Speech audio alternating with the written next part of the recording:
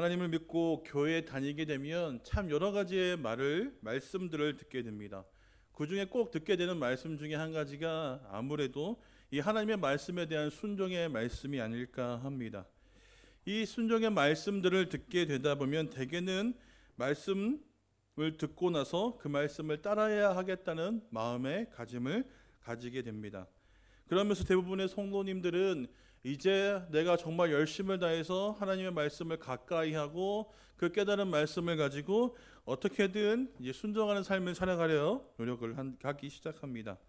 그런데 생각보다 이 성경 말씀을 그대로 그 깨달은 말씀을 그대로 실천하며 살아가기가 쉽지는 않을 것입니다. 그래서 많은 사람들이 이 실천에 도전을 하고 결단하여 시작하였지만 그 결단이 생각보다는 길게 가지 못하게 됩니다. 왜냐하면 직면한 어려움 때문인데요. 왜냐하면 내가 마음 먹고 시도하였지만 그것이 대체로 다 잘 이루어지지 않음을 경험하기 때문입니다. 하지 못하고 실패하기도 하고 또한 잊어버리는 등의 여러 가지 일들을 통해서 그러다 보니까 이 순종의 삶을 실천하는 것을 차츰차츰 놓아버리게 되기도 합니다. 이처럼 순종한다는 것은 생각보다 쉽지 않습니다. 또한 그리고 이 순종하는 것은 우리와 생각과 다르게 어찌 보면 굉장히 쉬울 수도 있습니다. 저희가 계속해서 이 맥체는 성경 읽기를 통해서 말씀을 듣고 읽고 있는데 그 대부분의 말씀에 이 신명기 특히 중점의 말씀들을 살펴보면 하나님께 대한 이 순종에 대해서 굉장히 많이 강조를 하고 계십니다. 이스라엘 백성들로 하여금 하나님의 백성으로 살아가려면 너희는 반드시 너희에게 명한 이 모든 것들을 지켜 행하라 라고 하시는 이 하나님의 말씀에 대한 순종을 강조하고 있죠. 그런데 우리가 순종을 삶에 있어서 잘 하지 못하는 것은 이 순종이라는 것을 때로는 크고 포괄적으로 보기도 하고 굉장히 또한 힘들고 어렵다고 생각하여서 어떠한 큰 것으로만 생각하기도 하기 때문입니다. 그래서 무언가를 이루어야 하고 무언가 결과가 나타나야 하고 무언가를 실행시켜야 하는 등의 생각을 가지게 된다는 것이죠. 순종에 관한 말씀들은 성경에 굉장히 많이 있습니다. 무엇을 해야 되고 어떻게 해야 되는 것에 대한 말씀들을 굉장히 많이 하고 있는데 오늘 말씀에 보면 이 순종의 말씀들을 이야기할 때 크게 두 가지로 이야기하기도 합니다. 오늘의 말씀들을 살펴보면 우선 첫째로 그 말씀을 손목과 미간 그리고 문설주와 밭간문에 기록하라고 말씀합니다. 그리고 그것을 가지고 가르치고 그리고 어느 때든지 계속해서 강론하라라고 성경 오늘 말씀엔 이야기하는데 이것을 크게 나눠보면 결국 하나님의 말씀을 계속 기억하는 것과 또한 하나님의 말씀을 가르치는 것으로 나눠볼 수 있다는 거죠. 즉 오늘 말씀을 통해서 하나님께서는 이 순종에 관하여서 두 가지를 이야기하시는데 하나님의 말씀을 기억하는 것도 순종이다. 그리고 또한 하나님의 말씀을 가르치는 것도 순종이다라고 이야기를 해주고 있다는 거죠. 먼저 이 하나님의 말씀을 기억하는 것이 순종이다라는 것에 대해서 함께 나눠보려고 하는데 하나님의 말씀을 기억하는 것이 과연 순종이 될까요? 하나님께서는 이스라엘 백성들로 하여금 말씀하십니다. 특히 이 모세가 이스라엘 백성들로 하여금 이제 자신이 가나안에 들어가지 못하니까 가나안에서 이제 계속 대대로 하나님의 백성으로 살아가야 할 그들을 향해서 정말 마음을 다하여 간절하게 원하는 마음으로 권면하면서 이야기했던 내용입니다. 그러면서 그들에게 이야기하기를 너희는 내가 너희에게 명한 이 말을 마음과 뜻에 새기고 이제는 손목과 그리고 이 눈과 눈 사이인 미간 그리고 문설주 그리고 밭간문에 기록하라는 거죠. 간단히 이야기하면 그렇습니다. 이 미간, 손목 그리고 문설주와 문에 기록하라는 것이죠. 유대인들은 하나님의 말씀에 쓴 종이를 넣은 갑을 차고 다니는 습관들이 있었습니다. 이는 예수님께 계셨을 때도 행하여지는 것들이었는데요. 이 갑에는 네 등분으로 구분되어 있고 그 안에는 네 가지의 말씀이 기록되어 있었다고 합니다. 그 첫 번째는 우선 초태생의 규례와 무교절 의식에 관한 출애굽기 13장 1절에서 10절의 말씀, 그리고 두 번째는 초태생 규례에 대한 그 배경 설명이 나오는 이 13장 11절에서 16절의 말씀. 그리고 셋째는 이스라엘 백성들로 하여금 하나님을 사랑하며 후손들에게 말씀을 가르치라고 하는 신명기 6장 4절에서 9절의 말씀. 그리고 넷째는 하나님의 말씀을 따르며 후손들에게 가르치라고 하신 오늘 본문이 속한 신명기 11장 13절에서 21절의 말씀이 기록되어져 있다고 합니다.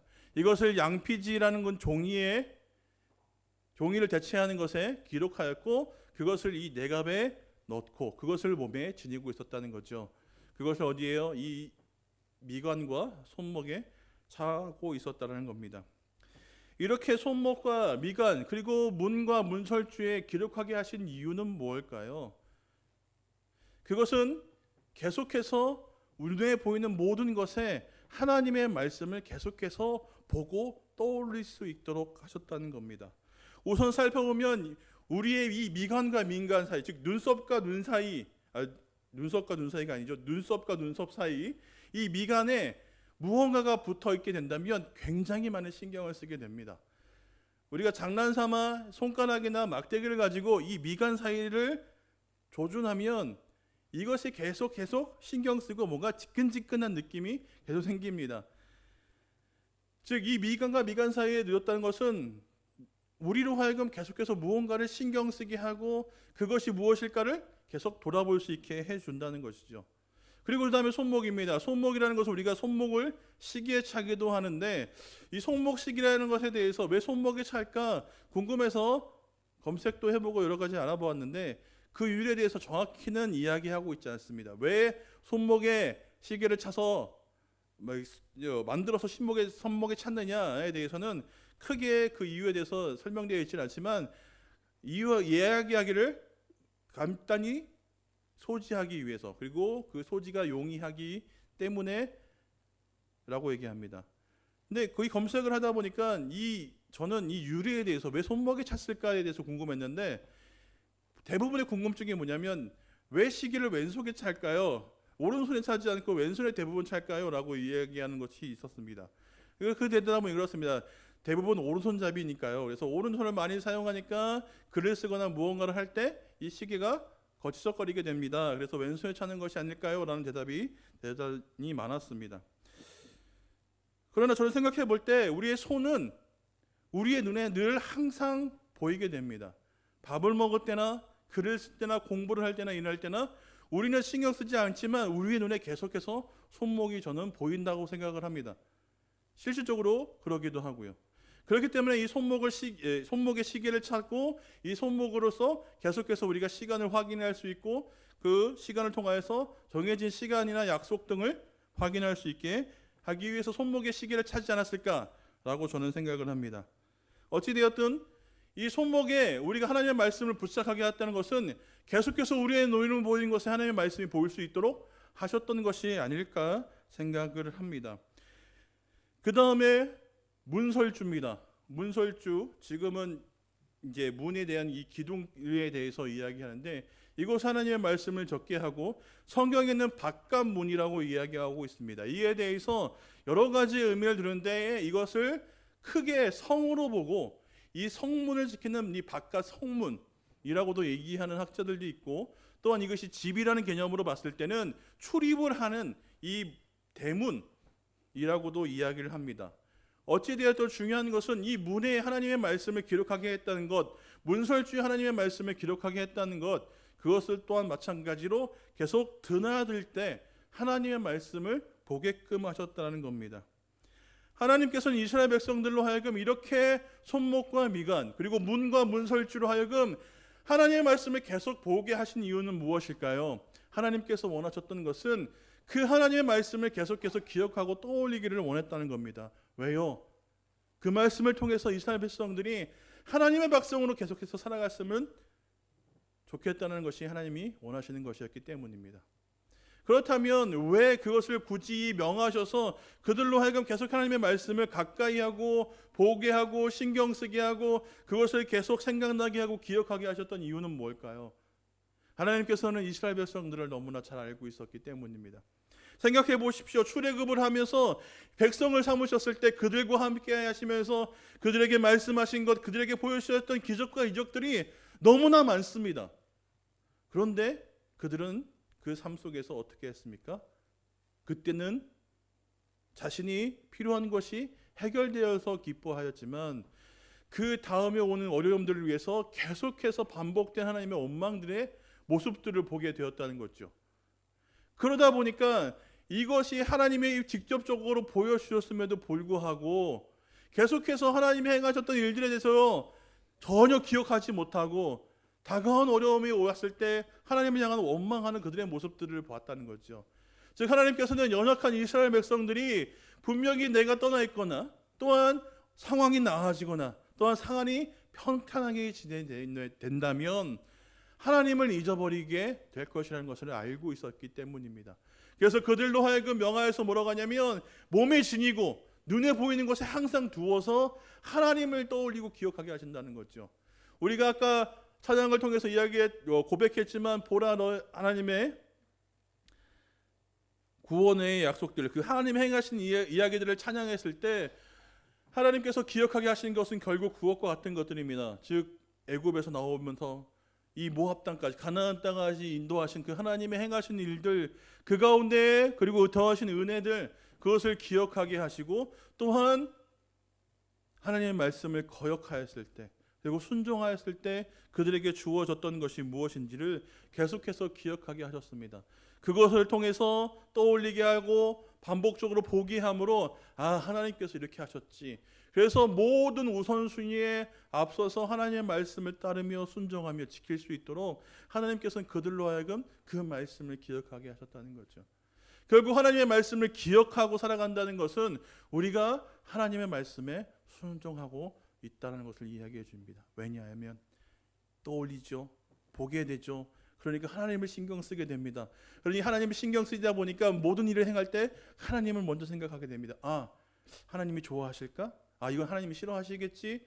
등등의 일들을 생각하게 되고 하나님이 좋아하시는 일들의 방향 속으로 생활을 하고 선택을 하게 되기 때문에 그것이 하나님의 말씀을 따르며 순종하는 것이 되게 됩니다. 그렇다면 두 번째로 하나님의 말씀을 가르치는 것이 순종이라고 얘기했는데 하나님의 말씀을 가르치라는 것은 무엇일까요? 여기서 말하는 것은 누군가에게 학적으로 가르치다는 의미보다는 계속해서 말을 전하고 이야기를 해주는 것에 대한 의미가 큽니다. 그래서 오늘 우리가 말씀해 보면 우리가 읽었던 신명기 19절의 말씀 끝에 보면 뭐라고 얘기하냐면 이 말씀을 강론하라라는 이 강론이라는 단어가 나옵니다. 강론이라는 것은 무엇이냐면 이 단어의 의미가 계속 말을 하다, 선언을 하다, 그리고 담화를 하다라는 등의 의미를 가지고 있습니다. 이것과 같이 결국 하나님의 말씀을 가르치는 것의 의미는 학적으로 무언가를 주입하거나 알 수 있게 해주는 것이 아니라 계속해서 반복적으로 이야기하고 그 하나님이 어떤 일을 행하셨는지에 대해서 계속해서 전하여 주는 그 성격이 더욱더 강하다는 겁니다. 어린 자녀에게 무언가를 가르쳐 줄 때 그것을 공식대로 이것이 어떻게 만들어졌고 어떻게 쓰여지고 어떻게 사용되어지고 어떻게 조립되었고 그 길이는 얼마며 이러한 것을 상세하게 설명하지는 않습니다. 즉 학적으로 이야기하고 있지는 않죠. 즉 가위를 설명하더라도 이 가위의 길이가 얼마며 나는 어느 각도로 세워져 있고 이것을 어느 정도 벌리면 그리고 어느 정도의 힘을 주면 무엇이 잘리고 무엇이 잘리지 않고 이렇게 설명하지 않습니다. 이것은 가위야. 이거 가위는 대는 종이를 자를 때 쓰지. 그런데 이 날은 조심해야 돼. 손을 낼 때 아야 할 수 있어. 이렇게 이해하고 알아들을 수 있도록 쉽게 이야기를 전달해 준다는 거죠. 즉 하나님의 말씀을 가르친다는 것은 이런 의미의 성격을 많이 띠고 있는 겁니다. 계속해서 하나님에 대해서 하나님은 이런 분이야. 내가 받았던 그 하나님에 대해서 내가 받았던 은혜가 이런 것들이 있어. 하나님의 말씀을 지켰더니 하나님의 말씀을 순종하였더니 하나님의 말씀을 따라했더니 내가 하나님을 향해서 기도하였더니 등등의 이런 이야기들을 계속해서 내 자녀에게 혹은 우리가 교회로 즉 가족으로 함께 모여있는 우리의 모든 성도들 그리고 우리가 함께 자라고 있는 어린 아이들을 향해서 그와 같이 계속해서 반복적으로 이야기해주고 말할 수 있어야 한다는 겁니다. 이것이 하나님에 대한 순종이라고 이야기를 해주고 있다는 거죠. 이 가르치는 것이 하나님에 대한 순종입니다. 왜냐하면 이스라엘 백성은 계속해서 하나님의 백성인 이스라엘 자손들이 하나님의 백성으로서 하나님을 온전히 섬기며 온전한 삶을 살아갈 수 있게 하는 것이 하나님의 뜻이기 때문입니다. 그러니 교회에 모인 우리 모두가 계속해서 하나님을 더욱더 잘 섬기고 하나님을 더욱더 기뻐하시는 예배를 드리며 그 가운데 하나님의 자녀로서의 삶을 계속해서 잘 살아갈 수 있게 해주는 것, 그것에 대해서 하나님에 대한 이야기를 계속 반복적으로 하면서 각자의 은혜를 나누는 것, 그것이 바로 하나님의 말씀에 순종하고 있다는 것을 이야기해 준다는 것이죠. 이런 말씀을 통해서 우리가 기억할 수 있는 건 무엇입니까? 하나님의 말씀을 순종하는 것, 즉 하나님께 순종하는 것은 그렇게 거창한 것이 아니라는 겁니다. 그러기에 누구나 할 수 있다는 거죠. 하나님을 믿고 믿음의 생활을 시작한 이 신앙의 삶을 살아가는 모두가 할 수 있는 것이라고 이야기해주고 있습니다. 어찌 보면 이 하나님의 말씀을 기억하는 것, 그리고 그 기억된 말씀을 계속해서 이야기하고 나누는 것, 그것을 또한 전하는 것, 그것이 하나님에 대한 순종이라는 거죠. 가장 기본적인 것일 수도 있습니다. 하나님의 말씀을 계속해서 내가 접하고 그것을 가까이 함으로 기억하고 그것을 통하여 받았던 은혜들을 내가 이제는 내 후손들에게 또는 주위의 사람들에게 우리가 함께 모인 하나님을 믿는 하나님의 사람들에게 이야기하고 나누는 것, 그것이 하나님의 말씀에 순종하는 것입니다. 그렇기 때문에 우리가 이 순종의 삶을 살아가려 할 때 한 가지 해야 하는 것이 있습니다. 그것은 무엇이냐면 오늘 본문 말씀 17절 말씀에 보면 모세가 뭐라고 얘기하냐면 이렇게 얘기합니다. 나의 이 말을 너희의 마음과 뜻에 두고라고 얘기하는 거죠. 마음이라는 것은 우리의 생각과 행동을 결정하는 곳입니다. 그래서 이 유대인들은 이 마음을 굉장히 중요한 것으로 여겼습니다. 또한 뜻이라는 것은 이 단어를 사용될 때 살아있는 혼, 즉 영혼, 우리 자신을 이야기하는 의미를 가지고 있는데요. 즉 모세는 뭐라고 얘기하냐면 너희 자신 그 마음에 이 너희에게 명한 나의 이 말을 기억하라는 것을 얘기해 주는데 결국 이것은 무엇을 이야기하냐? 결단을 얘기합니다. 무엇을 결단이요? 이제는 하나님의 백성으로서 하나님의 말씀을 기억하고 하나님의 말씀을 따르며 그 순종의 삶을 살아갈 것에 대한 결단이라는 거죠. 이런 결단이 우리에게 있을 줄 믿습니다. 왜냐하면 우리는 특히 여기에 모인 우리 모두는 하나님의 말씀을 들었고 그것을 깨달았고 계속해서 하나님을 예배하며 그렇게 살아가기로 결단한 사람들이기 때문입니다. 그렇다면 우리가 해야 하는 것은 무엇일까요? 하나님의 말씀을 기억하십시오. 내게 더해주신 하나님의 말씀, 또한 그 말씀 가운데 나로 하여금 은혜로 느끼게 했고 깨닫게 하였던 그 말씀들을 우리가 계속해서 기억해야 할 것입니다. 저희 어머니께서는 제가 어렸을 때는 지금도 하고 계시긴 하지만 어떻게 하셨냐면 깨달은 말씀 그리고 중요한 말씀들을 항상 집안 곳곳에 붙여 놓으셨습니다. 그래서 거울 그리고 화장대 그리고 화장실에 들어가면 좌변기 앉는 바로 맞은편 그리고 세수를 할 때 보게 되는 거울 등등 눈에 보이는 곳에 하나님의 말씀을 적어 놓으셨습니다. 이렇게 적어 놓으셨던 이유는 내가 받았던 은혜의 말씀들 그리고 그 말씀을 기억하면서 얻게 되는 것들에 대해서 잊지 않게 하시기 위해서 본인이 계속해서 하나님의 말씀을 가까이 하고 보기 위해서 붙여 놓으셨죠. 저희 형제들은 뜻하지 않게 계속해서 하나님의 말씀을 볼 수밖에 없었습니다. 잠시 딴 생각을 하다가 화장실에 앉아서 딴 생각을 하다가 정면을 보면 말씀이 보였고요. 그리고 뜻하지 않게 온 매무새를 보게 되다 보면 거울의 한 구석탱이에 하나님의 말씀이 있었고요. 이와 같이 말씀을 보게 되므로 그것을 기억하고 떠올리게 되기도 하였습니다. 디모데후서 3장 16절 17절 말씀 우리 함께 찾아볼 텐데요. 디모데후서 3장 16절 17절 말씀을 함께 찾고 함께 봉독해 보겠습니다. 신약 성경 디모데후서 3장 16절 17절의 말씀입니다.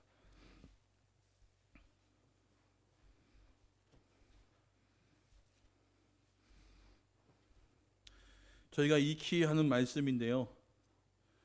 찾으셨으면 우리 함께 읽어보겠습니다. 디모데후서 3장 16절 17절의 말씀입니다.